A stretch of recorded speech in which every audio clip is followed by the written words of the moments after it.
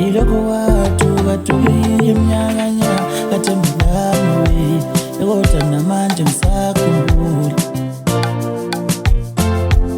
ilokhu walahleka iminyakanya emalami awusabuli step namanje ngisakhumbula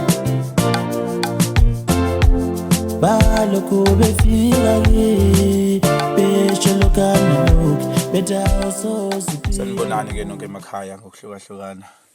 Emnandi lo endaweni yaseShane, umthakathi mawuthanda. Ngizovezela kakhulukazi umsebenzi okhona, ngikhombisa injabulo bese ngithi kunomsebenzi le nginawo zimbili kuphela